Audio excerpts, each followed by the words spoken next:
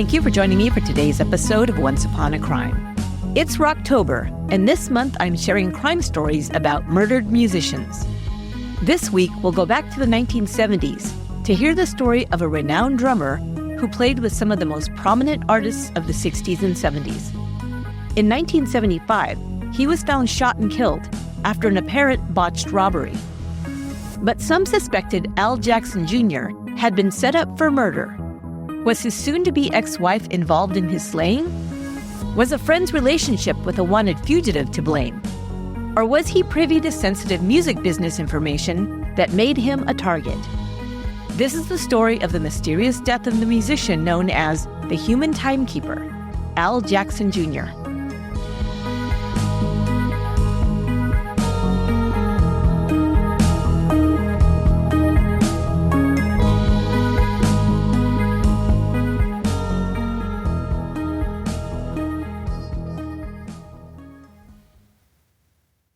Al and Barbara Jackson had a volatile relationship, to say the least. They both had short tempers and were frequently jealous of the attention received from others. These arguments sometimes turned into knockdown, drag-out fights. One of the worst incidents occurred on July 31st, 1975. The couple were at their home on Central Avenue in Memphis, Tennessee. Around 8 p.m., Barbara Jackson stalked angrily out the front door to her car, parked in the circular driveway in front of the house. Seconds later, her husband, 39-year-old Al Jackson Jr., came running out behind her. "Where are you going?" he yelled. Barbara cursed at him and continued toward her car. He reached his wife and struck her, knocking her onto the hood of the car. His rage not yet abated, Jackson grabbed Barbara by the hair and threw her into a flower bed. She ran, crying, into the house. A minute or two later, he followed her inside. As Jackson entered, his wife was returning from a rear bedroom. She had a .22 caliber pistol in her hand. She fired the weapon once into the air as a warning shot. Her husband didn't have time to react before she leveled the pistol and shot him a second time in the chest. He was wounded, but the small caliber weapon wasn't enough to stop him in his rage and shock at being shot. He faltered for a moment, but continued toward his wife, grabbing the gun out of her hand. He went into their bedroom, grabbed another pistol, a .38, and fired it once into the floor. Barbara ran to a neighbor's house and pleaded with them to call the police. When police arrived, they found Jackson lying in the front hallway bleeding. They transported him by ambulance to Baptist Hospital. The wound was not fatal, and he was treated and later released. Barbara Jackson was arrested. A month later, a judge would dismiss charges of assault with intent to murder, saying that her husband's actions prior to the shooting would, quote, tend to lead Mrs. Jackson to feel she was in danger. Standing before the judge, Al Jackson testified that he'd shot the .38 into the floor out of frustration. He also admitted that after Barbara shot him, he wanted to kill her, but couldn't bring himself to do it. Both Al and Barbara Jackson narrowly missed grave danger that day. 2 months later, Al Jackson would not be so lucky.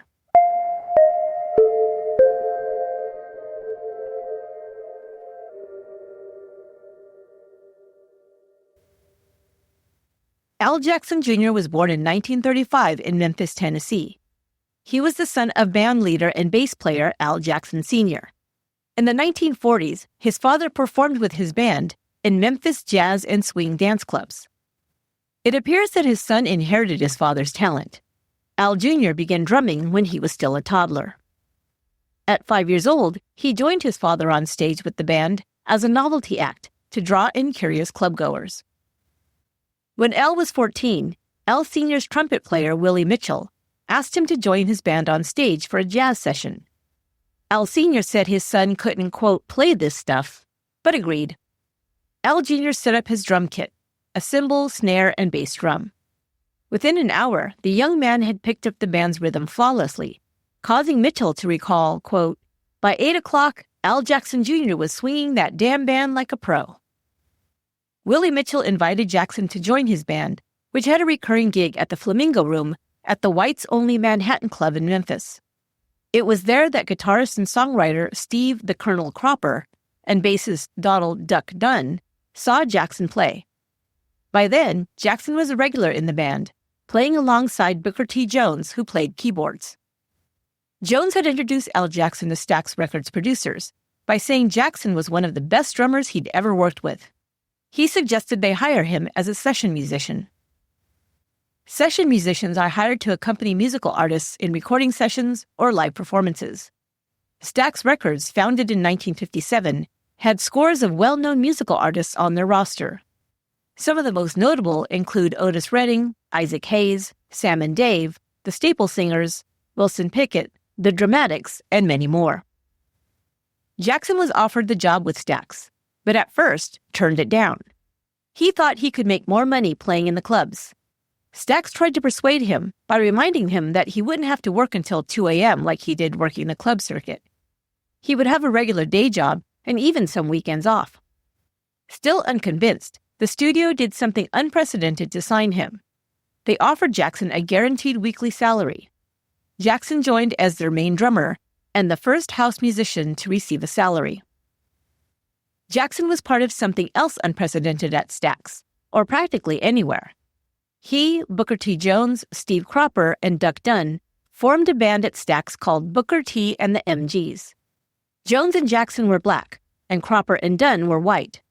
Booker T and the MGs worked, traveled, and performed together as an integrated band in the 1960s, when African-American civil rights were still hard fought, especially in the South.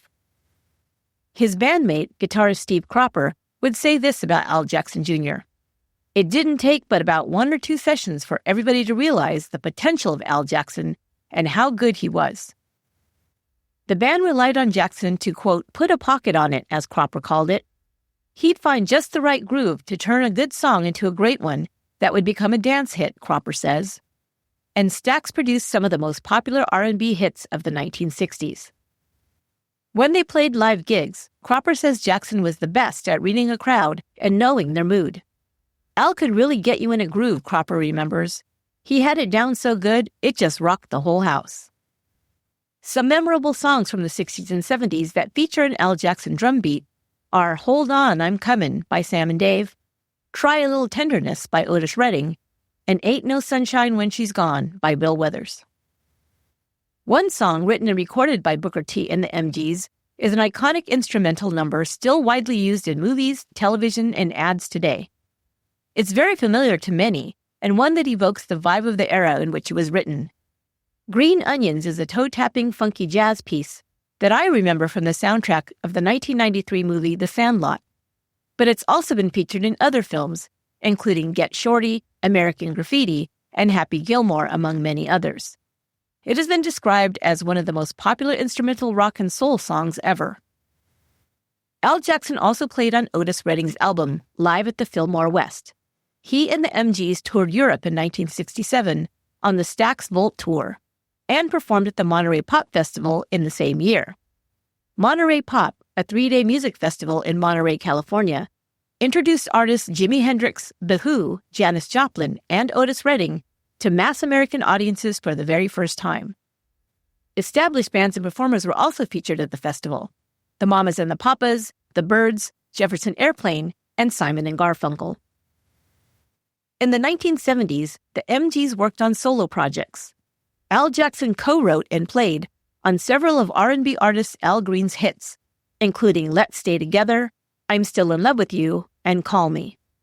Jackson also recorded hits with Eric Clapton, Aretha Franklin, Donny Hathaway, Rod Stewart, and Elvis Presley, just to name a few. Royalties rolled in, making Al Jackson Jr. a wealthy man. He purchased a 4-bedroom, 4,500-square-foot home on 1.5 acres, located close to the Memphis Country Club. By the mid-1970s, Jackson was a talented musician who'd achieved professional and financial success. However, he did not have the same success in his love life. Far from it. He and his wife Barbara's relationship had grown so toxic that shots had been fired, literally. Al Jackson survived being shot by his wife in the summer of 1975. That should have been the end of the marriage, and for all intents and purposes, it was. But 2 months later, Barbara's assault charges were dropped, and the couple was still living together in the same house, albeit in separate bedrooms. He'd signed a lease on an apartment at the Linwood Woods complex in East Memphis and planned to move in during the first week of October. Booker T and the MGs were also planning to reunite, and recording dates were booked beginning just after the new year. The reunion would never happen. On October 1st, 1975, Memphis police were called to the Jackson home on Central Avenue. When officers arrived, they found 39-year-old Al Jackson lying dead on the floor of his den.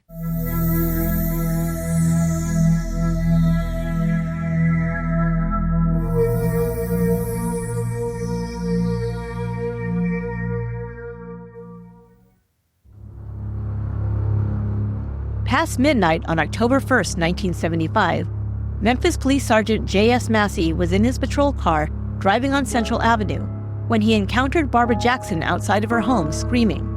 Her hands were tied behind her back.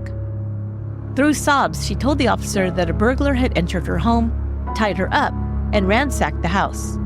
Her husband had been out for the evening, and when he returned, he was also accosted by the robber and shot. Her hands tied, she'd been unable to dial the phone, so she had run out of the house and screamed for help. Al Jackson Jr. was found lying face down on the floor of the den. He had been shot in the back 5 times and was dead. There are many options available today to help you reach your weight loss goals. We have to weigh so many factors when choosing the best plan. Is it backed by science? Is it affordable? Is it healthy? And of course, does it work? I'm happy to tell you that Mochi Health checks all these boxes. Mochi is a telehealth platform that connects you with board-certified doctors and dietitians for personalized treatment options to reach your goals. Mochi takes a holistic approach to weight loss, where dietitians work hand-in-hand with you to create a personalized nutrition plan to fit your lifestyle. And Mochi Health provides medication-based weight loss treatment plans backed by science so they're effective. And they're affordable, with or without insurance, including GLP-1s like Ozempic. The monthly subscription fee is just $79 plus your copay for medications, or take advantage of Mochi's prescription prices if not covered by your insurance. Everything is done online, making it super convenient, and you can get started in minutes by filling out a simple form, choosing a plan, and setting up a virtual video visit with one of Mochi's medicine providers. Get started at joinmochi.com and use our special discount code ONCE for $40 off. That's joinmochi, MOCHI.com, and use code ONCE for $40 off. And thanks for supporting the show.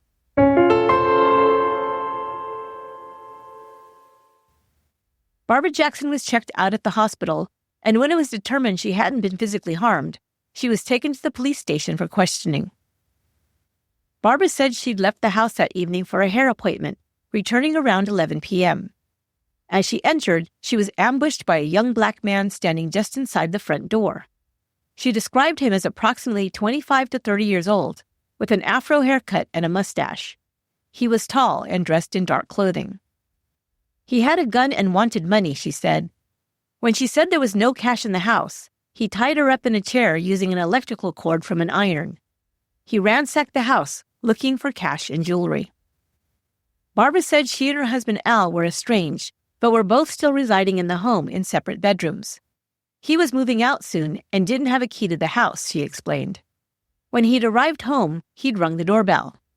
The burglar had untied her and led her to the door at gunpoint. When she let Al in, the gunman showed him the weapon and demanded he tell him where the cash was kept. Al had answered, "There's no money in the house except what I have on me." The burglar forced them both into the den and tied Barbara up again. Her back was positioned toward the door, and Al and the gunman were behind her. She couldn't see them, but she heard the man threaten Al again. She said the burglar addressed her husband by name, which surprised her because she'd never seen him before. She heard Al try to reason with the burglar, saying, "You can have anything in the house if you just don't hurt us." Instead, the gunman instructed Al to lie face down on the floor. Barbara heard the sound of several shots. The burglar then fled. Terrified, Barbara said she waited a few minutes and then managed to knock the chair she was tied to onto the floor to free herself. She then ran outside, calling for help. Police were suspicious of her story for several reasons. First of all, they were aware of the volatile relationship between Barbara and her husband, and had learned about the fight 2 months earlier in which she'd shot him. The fact that the couple was still living together after such a violent altercation made them wonder if Al and Barbara had gotten into another fight, and this time she'd finished the job. They also learned that Al Jackson had returned home from an event he'd attended with another woman that night. Did jealousy cause Barbara to kill her husband? Al was supposed to fly to Chicago for a business meeting that morning. In fact, he was on his way to the airport when he heard a radio DJ announce the Muhammad Ali-Joe Frazier boxing match was being broadcast live that evening at Memphis's Mid-South Coliseum. He turned the car around and called to reschedule the meeting so he could watch the fight. His flight was rebooked for 10 a.m. the following day. A little aside here, so that if you weren't alive during that time or don't follow boxing, you can understand why this fight was such a big deal. The matchup between Muhammad, the greatest of all time, Ali, and Smokin' Joe Frazier would determine who would become the world's heavyweight champion. Ali was defending his title against Frazier, the former champion. It would be their third match. It was scheduled for October 1st, 1975, and would take place in the Philippines. It was a highly anticipated matchup, billed as the Thrilla in Manila. Ali was a showman and had spent the weeks leading up to the fight trying to goad Frazier by verbally abusing him during interviews. He nicknamed Frazier the Gorilla. On camera, Ali taunted Frazier, saying, "It will be a killa and a thrilla and a chilla when I get the gorilla in Manila." I forgot to tell you that Ali loved to rhyme. He'd sometimes perform these poems while punching a gorilla doll. Ali would admit that this was a pre-fight strategy, telling reporter Dick Shop, quote, "I like to get a man mad because when a man's mad, he wants you so bad, he can't think." Now, if you guys have never heard Muhammad Ali speak, go look it up because he's got this kind of whispery, soft voice coming out of this big man, and he is very poetic.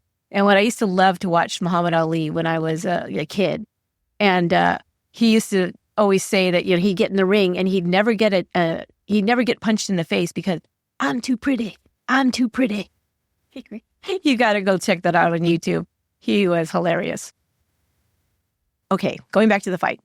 The fight went 14 grueling rounds and was watched by an estimated 1 billion people around the world, including 100 million at closed-circuit big-screen events, 500,000 on pay-per-view, and 500,000 on HBO cable service. It is regarded as not only the most watched bout in history, but also the most brutal. In the end, Ali held on to his title, but would later admit that he was, quote, the closest he'd ever been to dying during his bout with Frazier. The fight was stopped in the 14th round. Frazier's eyes were so swollen that he couldn't see to avoid Ali's powerful punches.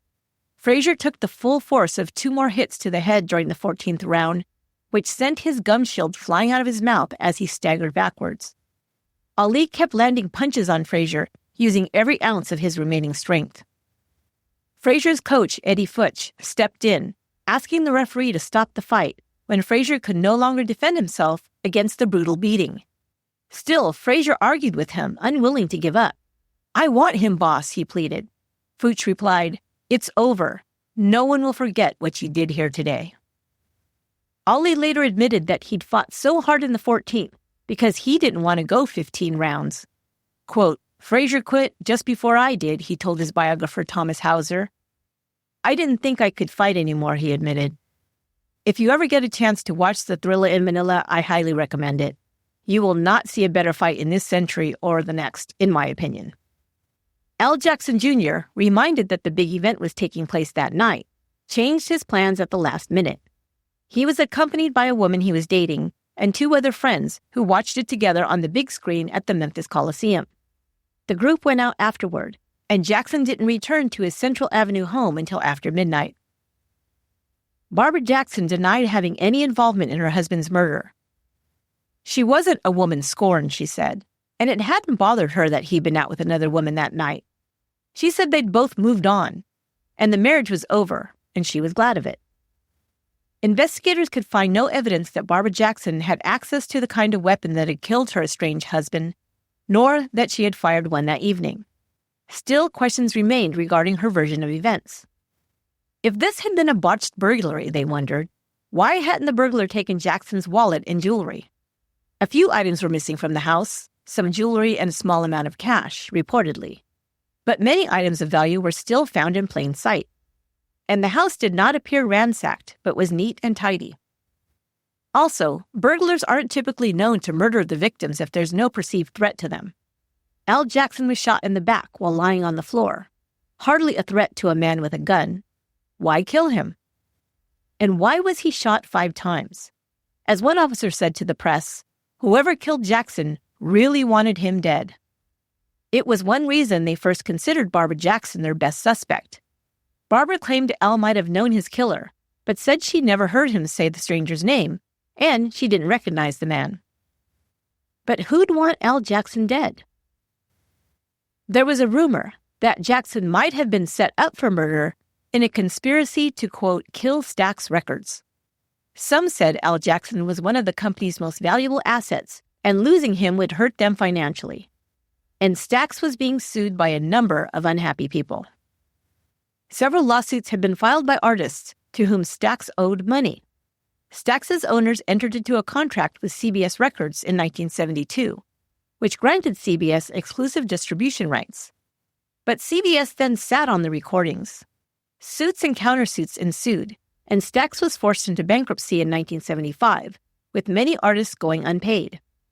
Al Jackson, it was said, had information about some of the inner workings at Stax, and may have had information the company didn't want made public. This seems a little bit far-fetched to me. Another more plausible explanation came to light in the spring and summer after the murder, but questions would still remain. In the spring of 1976, the Memphis police announced that they were close to seeking indictments against those responsible for Jackson's death. "We expect to move soon," Captain Tommy Smith said in a press conference. But the indictments never came. An anonymous source later leaked information that Barbara Jackson and her close friend, blues singer Denise LaSalle, were 2 of the suspects about to be indicted.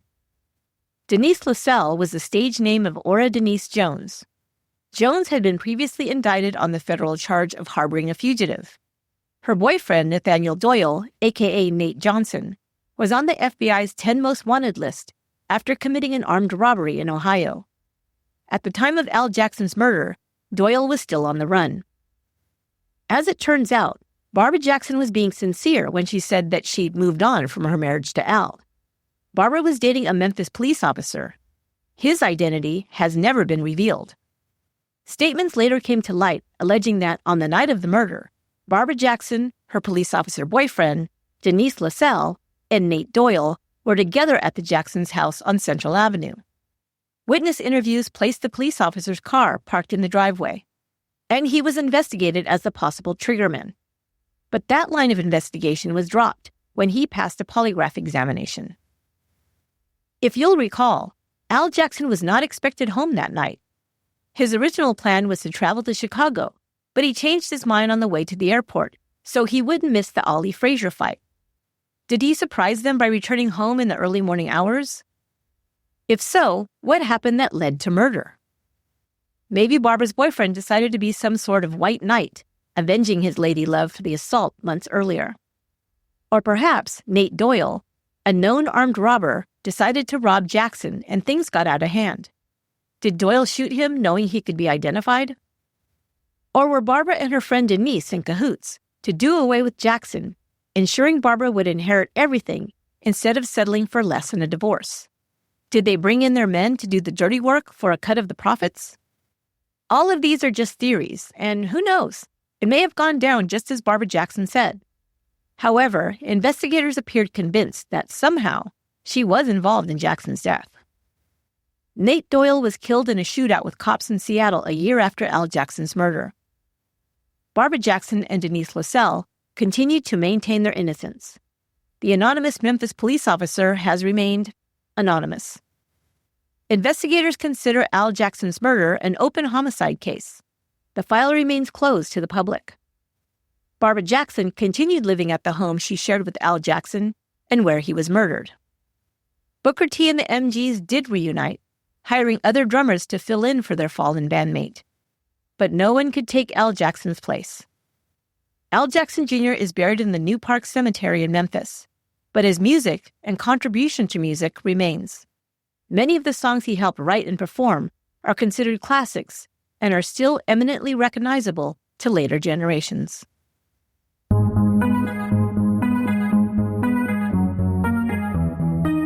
That will do it for this episode of Once Upon a Crime. I'll be back next week with the final chapter of the series, Murdered Musicians, and I hope you'll join me then. Make sure you follow and subscribe on your favorite podcast app or YouTube. You can also find all episodes of Once Upon a Crime on our website, along with all our social media links and contact information. You'll find us at truecrimepodcast.com. Once Upon a Crime is written and produced by me, Esther Sanchez-Ludlow. I want to say a big congratulations and best wishes to my awesome executive producer, Lorena, a new bride. I wish you a long and happy life with your groom, and I'm so grateful for all you do. Even with a hectic wedding planning schedule, girl, you rock. Until next time, raise a toast to Lorena, and be good to one another.